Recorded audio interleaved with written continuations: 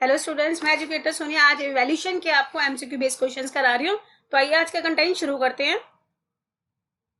हमारा first question है, formative assessment is also known as assessment for learning, assessment of learning, assessment to learning या assessment in learning. आपको हर एक question के लिए 10 सेकेंड्स दिए जाते हैं। You check your on self.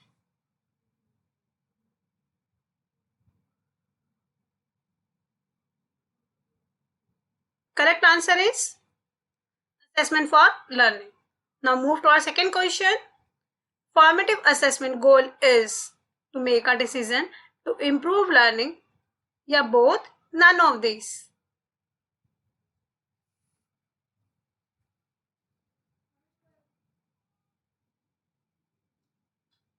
Correct answer is to improve learning. जो फॉर्मेटिव असेसमेंट का उद्देश्य है वो है हमारी लर्निंग को इम्प्रूव करना, मतलब उसको सुधार करना। Now move to our third question. Summative assessment is also known as assessment for learning, assessment of learning, assessment to learning, assessment in learning.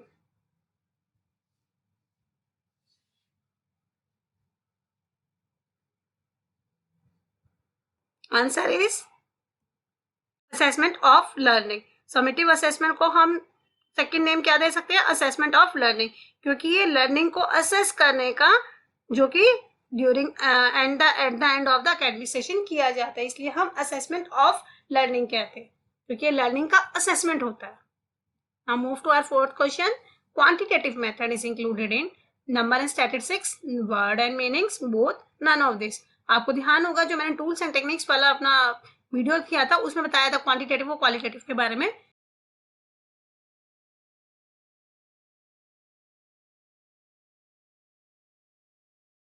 Number and statistics, क्योंकि क्वांटिटेटिव है, क्वांटिटेटिव जिसको हम मेजर कर सकते हैं, क्वालिटेटिव को हम major नहीं करते, इसलिए इसको हम नंबर और स्टैट्स में कैलकुलेट कर सकते हैं। Now move to our fifth question. Formative evaluation is done, कब किया जाता है formative evaluation? At the end of the academic session, during teaching learning process, both या none of this.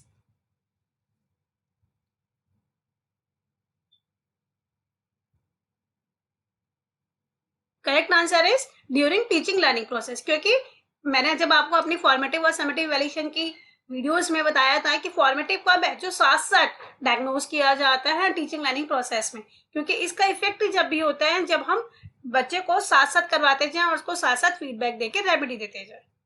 Next question is diagnostic evaluation ascertains students performance at the beginning of the instructions, learning progress and failures during instructions, degree of achievement of instruction at the end, causes and remedies of persistent learning problems during instructions.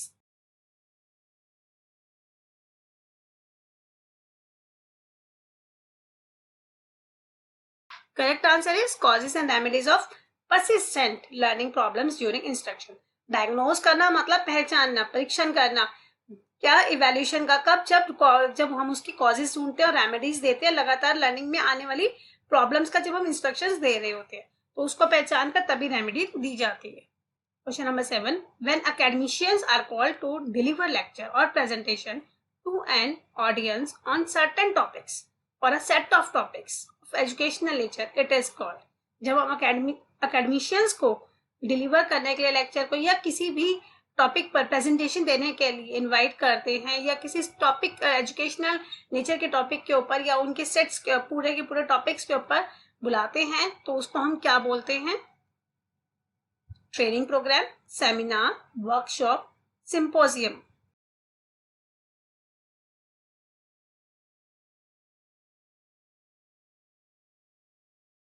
Answer is seminar. Next question. Which one of the following is the best method of teaching? ये तो most important question है, ये आप किसी TET के paper के लिए भी मोस्ट इंपोर्टेंट क्वेश्चन है। Lecture method, discussion method, demonstration method या नरेशन मेथड? होप सो आप इसका आंसर जल्दी दे पाएंगे।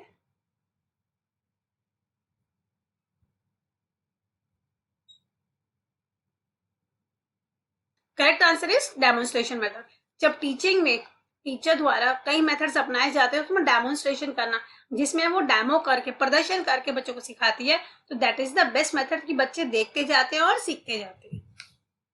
Next question is identify the category of evaluation that assesses the learning progress to provide continuous feedback to the students during instruction. Remedial evaluation, diagnostic evaluation, formative evaluation or summative evaluation.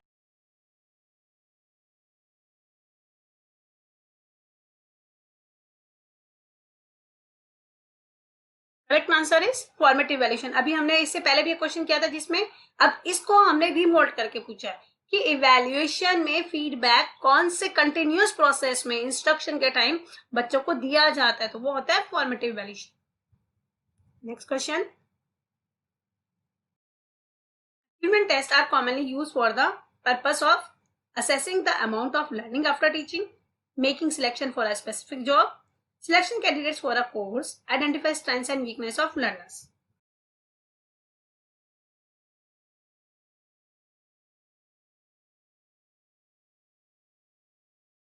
Correct answer is assessing the amount of learning after teaching. Achievement test कि बच्चों ने, हमारा main जो achievement test का purpose होता है या उद्देश्य होता है वो ये होता है कि बच्चों ने सिखाने के बाद, टीचिंग के बाद कितना सीखा है, ये उसका असेस करना, मेजर करना। Next question is which of the following factor does not impact teaching? कौन सा फैक्टर है जो टीचिंग को इम्पैक्ट, टीचिंग पर उसका प्रभाव नहीं पड़ता? Learning through experience, teachers knowledge, classroom activities that encourage learning, socio economic background of teacher and students.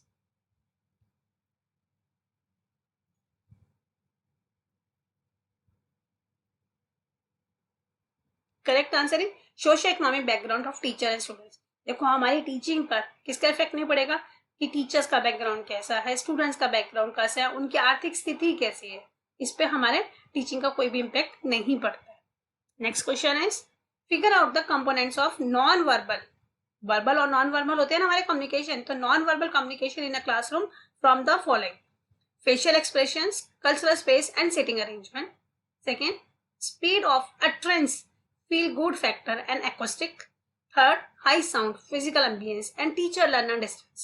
Fourth, facial expression, kinesics and personal space.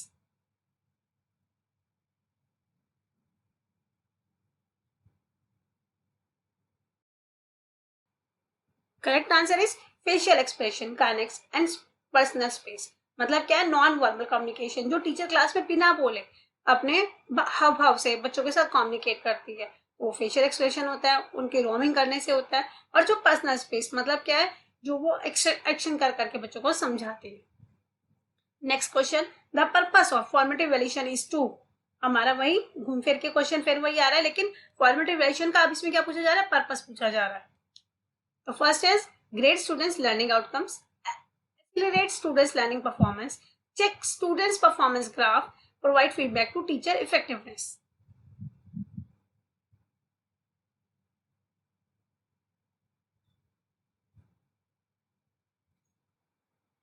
Correct answer is accelerate students learning performance.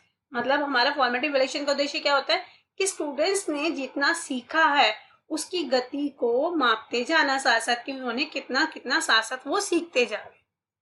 Next question, which one of the following statement is correct in the contest of multiple choice question.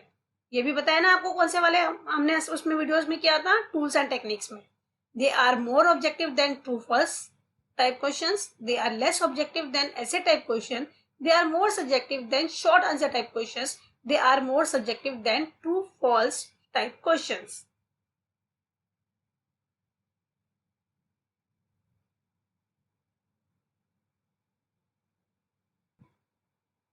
And the correct answer is they are more objective than true false type questions. मतलब multiple choice में क्या होता है, ये objective होते हैं लेकिन true false type question से ज्यादा। Thank you so much. अगर आपको मेरी वीडियो पसंद आई हो तो मेरी वीडियो को लाइक कीजिए, शेयर कीजिए, मेरे चैनल को सब्सक्राइब कीजिए। होप सो आपको ये इवैल्यूएशन के जो हमने एमसीक्यूज किए हैं वो ज्यादा अच्छी तरह से समझ में आए होंगे। ये आपको सी टेट नेट के पेपर, हर तरह के ऑब्जेक्टिव टाइप क्वेश्चन जो हैं हर तरह के पेपर के लिए ज्यादा यूजफुल होंगे। Thank you so much again.